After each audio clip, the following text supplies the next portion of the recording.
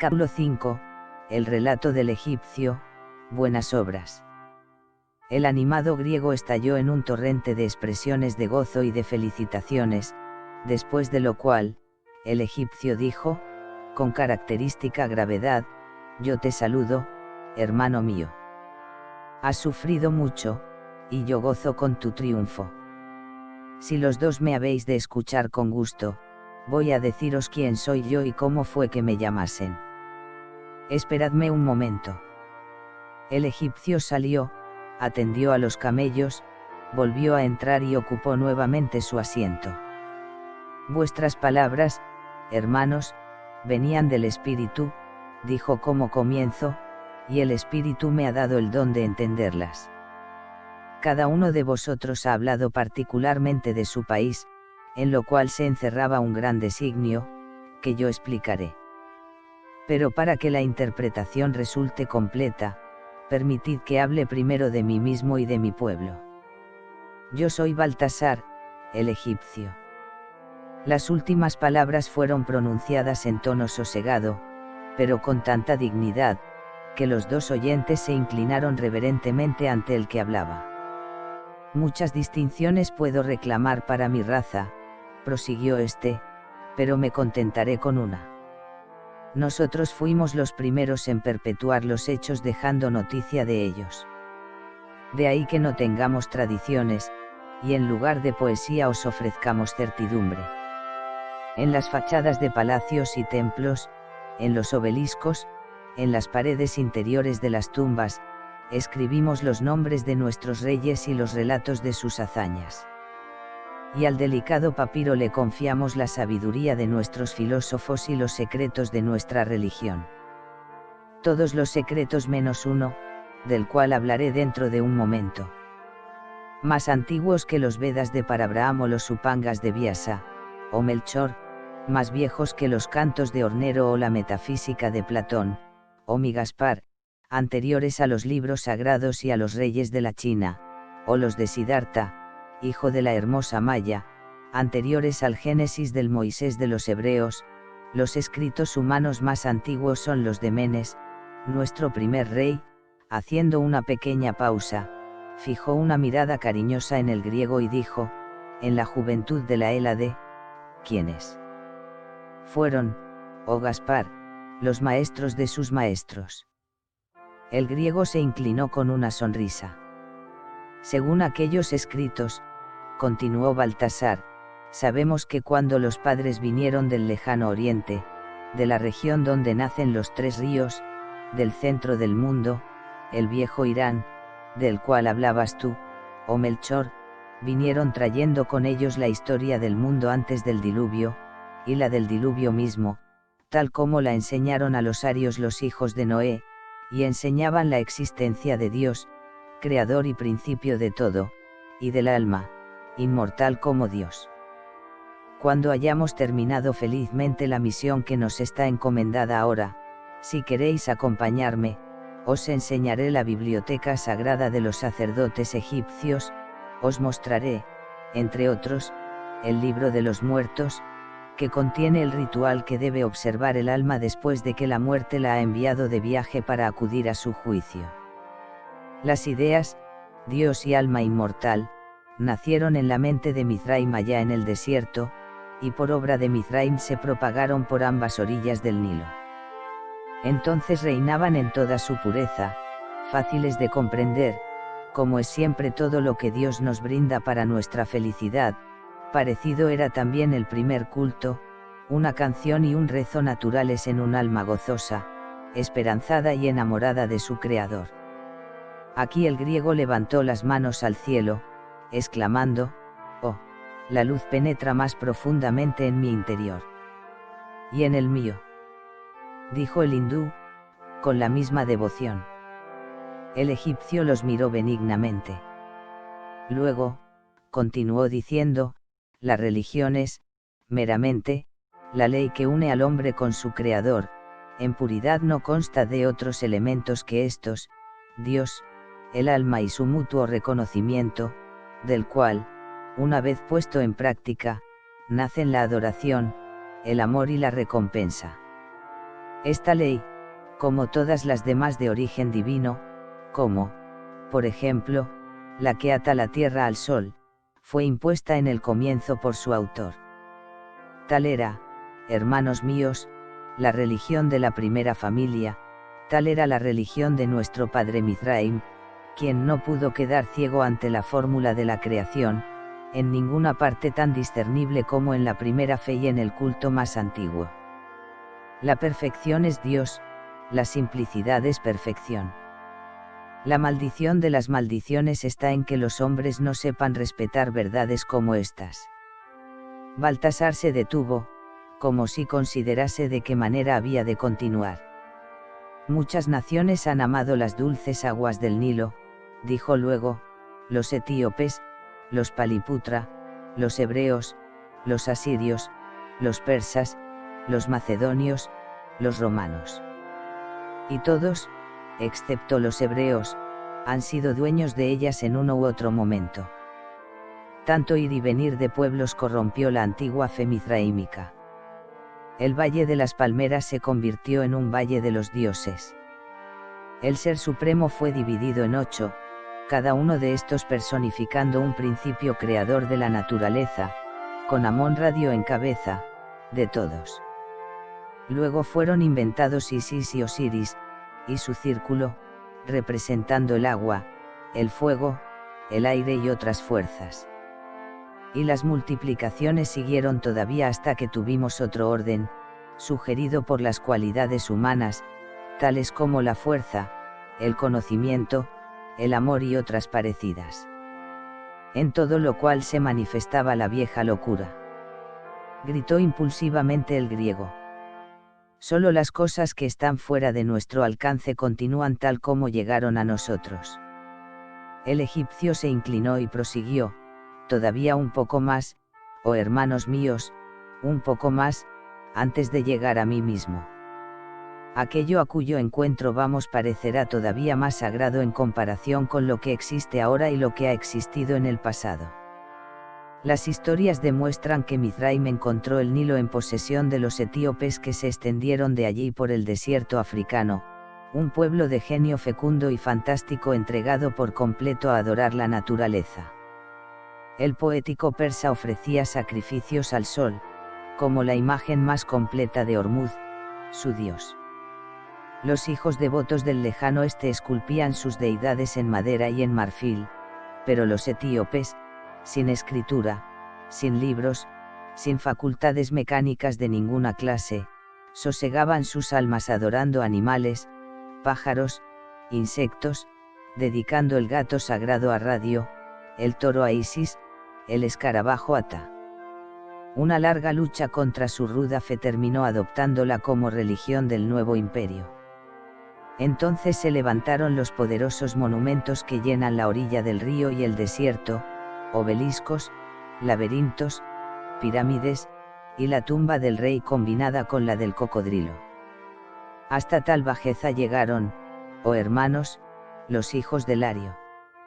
Aquí, por primera vez, abandonó al egipcio su notable calma. Aunque su fisonomía continuase impasible, se le quebró la voz. No despreciéis demasiado a mis compatriotas, empezó de nuevo. No todos olvidaron a Dios. Recordaréis que he dicho hace unos momentos que confiaron al papiro todos los secretos de nuestra religión, menos uno. De este quiero hablaros ahora. Teníamos en cierto tiempo por rey a un determinado faraón que se entregó a toda suerte de cambios e innovaciones. A fin de asentar el nuevo sistema, puso todo su empeño en desterrar el antiguo de la memoria de las gentes. Entonces los hebreos vivían entre nosotros como esclavos. Ellos seguían fieles a su Dios, y cuando la persecución se hizo intolerable, fueron libertados de una manera que nunca se olvidará. Ahora hablo según cuentan las crónicas. Moisés, que también era hebreo, fue a palacio a pedir autorización para que los esclavos, en número de 10 millones, pudieran salir del país. Hizo la petición en nombre del Señor Dios de Israel. El faraón se negó. Oíd lo que pasó luego. Primero toda el agua, lo mismo la de los lagos y los ríos que la de los pozos y depósitos, se convirtió en sangre. Pero el monarca siguió negándose. Luego vino una plaga de ranas que cubrió todo el terreno. Y el rey continuó firme. Entonces, Moisés arrojó unas cenizas al aire, y una epidemia atacó a los egipcios. A continuación murió todo el ganado, excepto el de los hebreos. Los saltamontes devoraron todo lo verde que había en el valle. Al mediodía, la oscuridad se hizo tan negra que las lámparas no querían arder. Finalmente, por la noche, todos los primogénitos de los egipcios murieron. No se libró ni el del faraón. Entonces éste cedió. Pero enseguida que los hebreos hubieron partido, los siguió con su ejército. En el último momento se separaron las aguas del mar, a fin de que los fugitivos pudieran pasarlo a pie enjuto. Cuando los perseguidores se lanzaron dentro, tras los perseguidos, las aguas volvieron a juntarse y ahogaron jinetes, infantes, conductores de carrozas y al mismo rey. Tú hablabas de revelación, mi Gaspar. Los azules ojos del griego centelleaban. Yo escuché esa historia de labios del judío, exclamó. Tú la confirmas, oh Baltasar. Sí, pero por mis labios habla Egipto, no Moisés.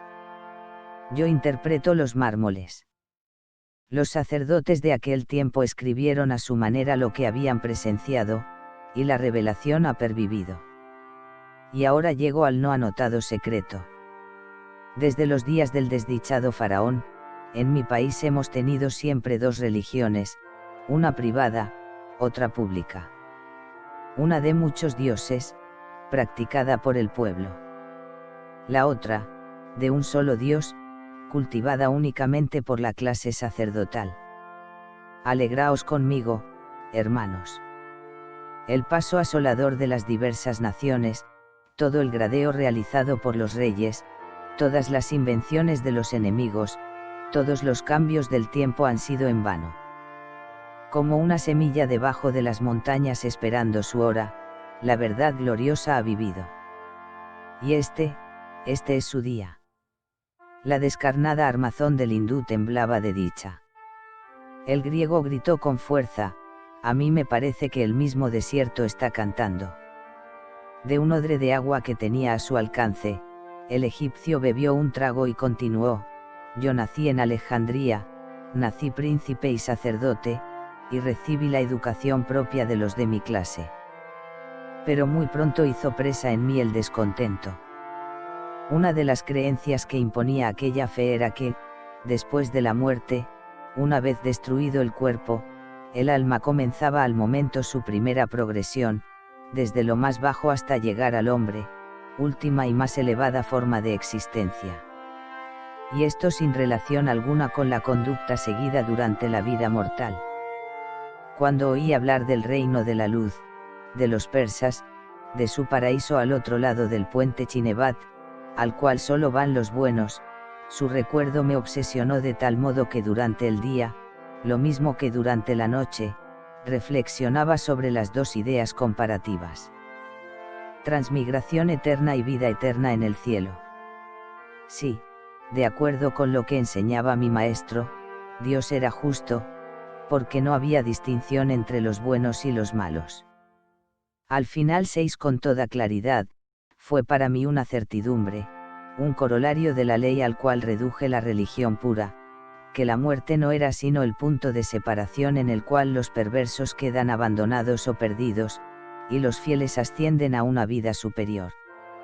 No el nirvana de Buda, ni el descanso negativo de Brahma, o Melchor, no la mejor situación en el infierno, que es todo el cielo que concede la fe olímpica, o Gaspar, sino la vida activa, gozosa, perdurable, la vida con Dios.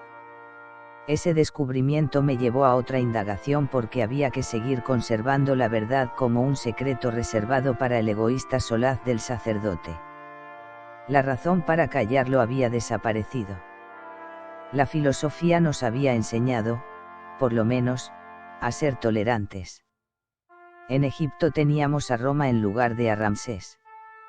Un día en el Brucheium, el barrio más espléndido y populoso de Alejandría, me puse en pie y prediqué. El este y el oeste aportaron el auditorio. Estudiantes que iban a la biblioteca, sacerdotes del Serapeium, ociosos del museo, patronos de las carreras, labriegos del Racotis, toda una multitud se detuvo para escucharme. Yo les hablé de Dios, del alma, del bien y del mal, del cielo, de la recompensa a una vida virtuosa. A ti, oh Melchor, te apedrearon.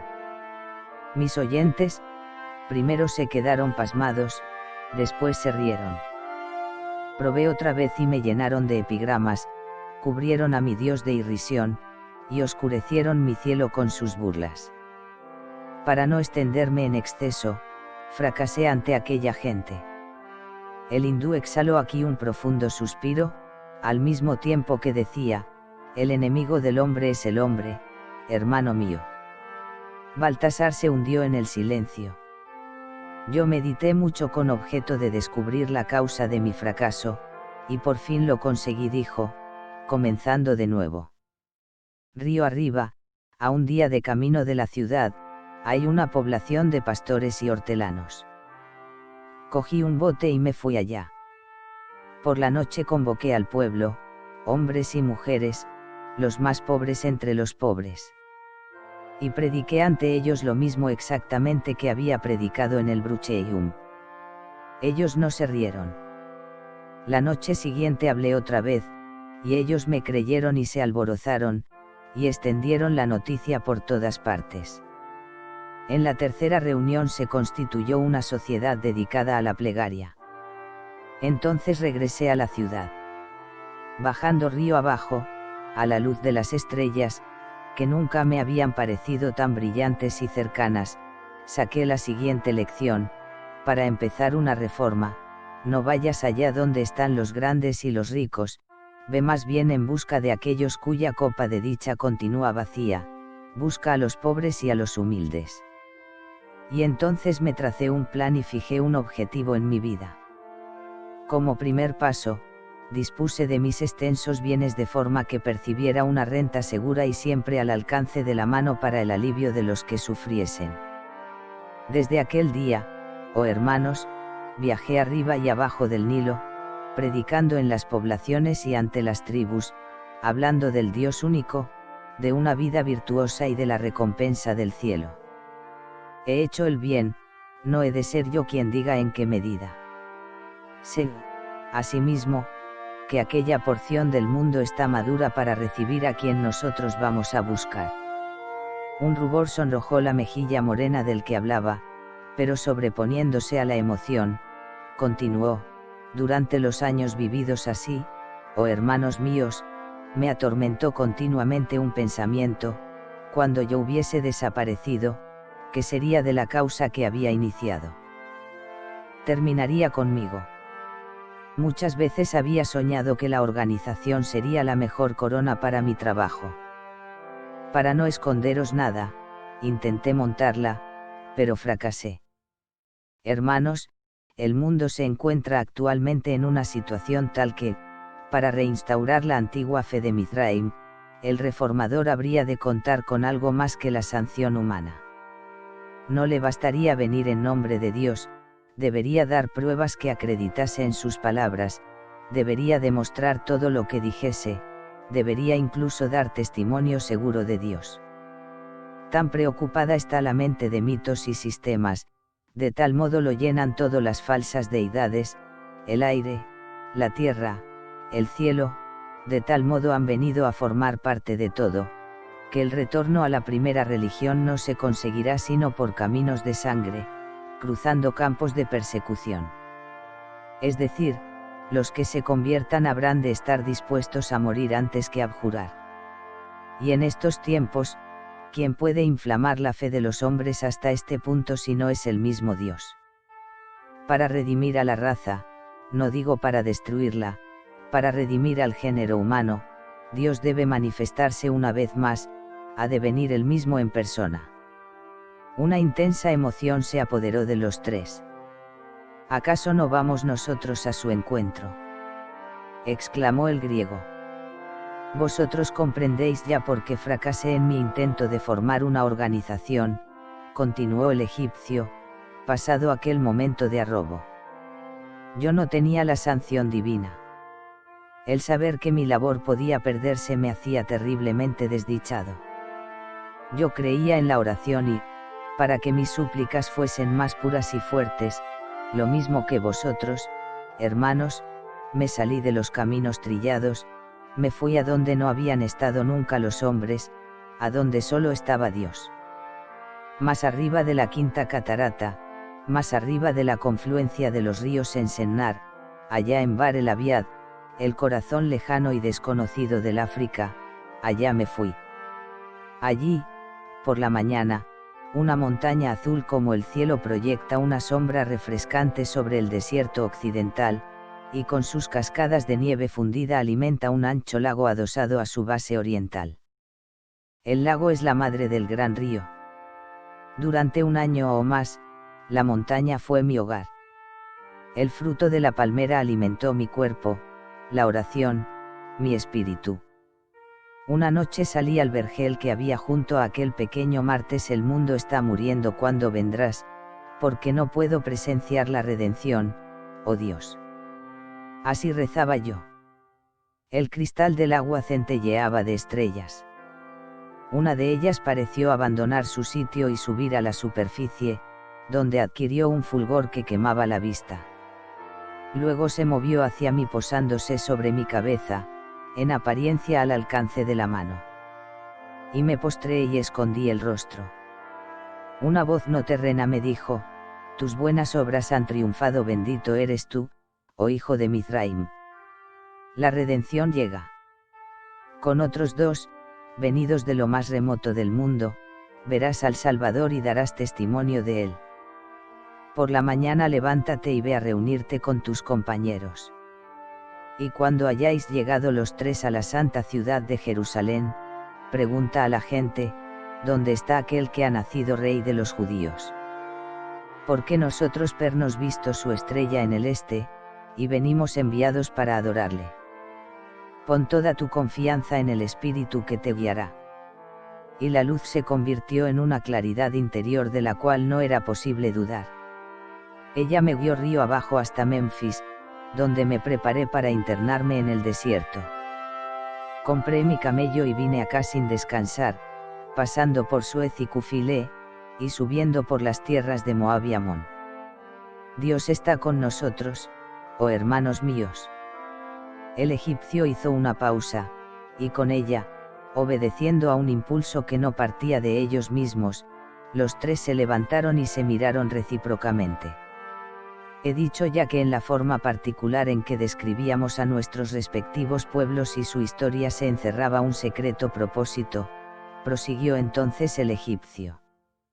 Aquel en cuya busca vamos ha sido llamado Rey de los Judíos. Por este nombre nos han ordenado que preguntemos por él. Pero ahora que nos hemos reunido y cada uno de nosotros ha escuchado el relato hecho por los otros dos, podemos saber que es el Redentor, no de los judíos solamente, sino de todas las naciones de la tierra. El patriarca que sobrevivió al diluvio tenía en su compañía 3 hijos con sus familias, y ellos fueron los que repoblaron el mundo. En la antigua Aryanabaejo, la bien recordada región de las Delicias, en el corazón del Asia, se dispersaron. India y el lejano Oriente recibieron a los hijos del mayor. Los descendientes del más joven se desparramaron por Europa, entrando por el norte. Los del mediano inundaron los desiertos que bordean el Mar Rojo, pasando a África, y aunque muchos de ellos todavía viven en tiendas transportables, algunos construyeron sus moradas a lo largo del Nilo. Movidos por simultáneo impulso, los tres juntaron sus manos. ¿Podría encontrarse otra cosa más divinamente ordenada? Continuó Baltasar. Cuando hayamos hallado al Señor, los hermanos y todas las generaciones que les han sucedido se arrodillarán con nosotros ante él en homenaje.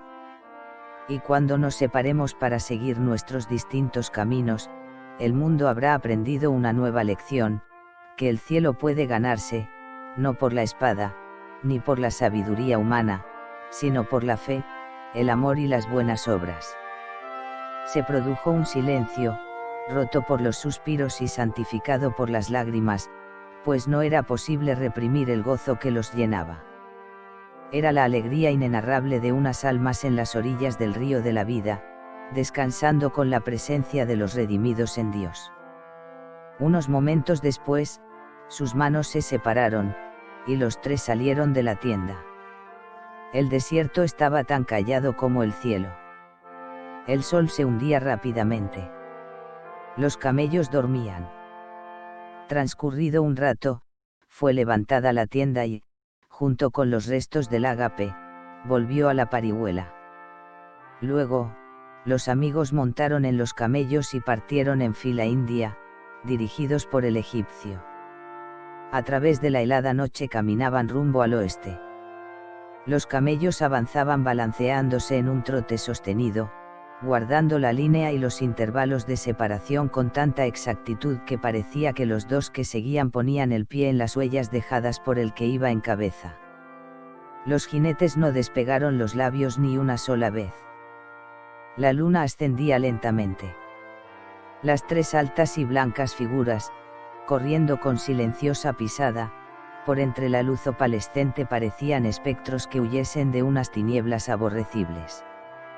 De súbito, ante ellos, en el aire, se encendió una ondulante llama. Mientras la miraban, aquella aparición se condensó en un rojo de cegadora claridad. Sus corazones aceleraron sus latidos, sus almas se estremecían. Los tres gritaron como con una sola voz: «La estrella. La estrella. Dios está con nosotros».